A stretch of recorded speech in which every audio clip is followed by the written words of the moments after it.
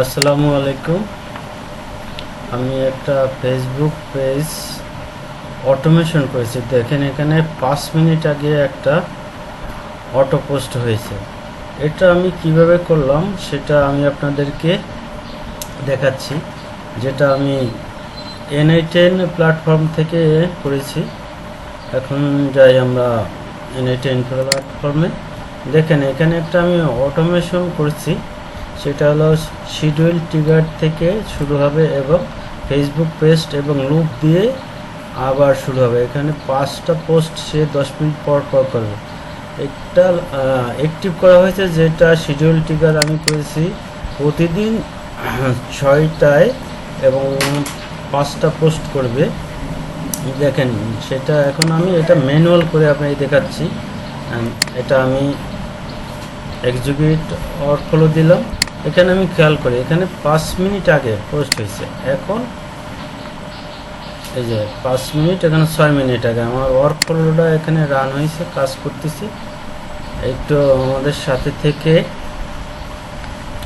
Work ফ্লোটা কীভাবে কাজ করে, কিভাবে পোস্ট হয় সেটা আমরা দেখি। এই পোস্টটা হওয়ার যতক্ষণ হয় ততক্ষণ আমি এই ওয়ার্ক ফ্লো সম্পর্কে একটু আপনাদের বিস্তারিত বলতেছি।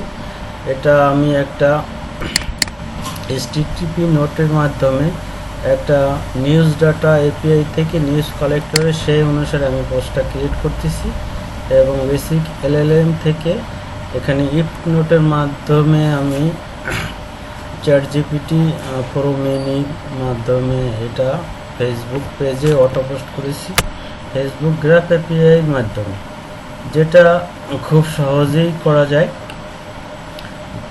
এভাবে করলে আপনাদের ফেসবুক পেজটা দ্রুত গ্রো হবে এবং আমি আপনাদেরকে সেই পোস্টগুলো দেখাবো।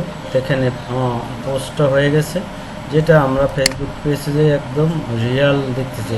এটা হলো 6 মিনিট আগে, কিন্তু এখন আসেনি। আমরা রিলোড করলে এটা হয়তো আমরা পেয়ে যাবো। আমরা এটা একটু রিলোড করি।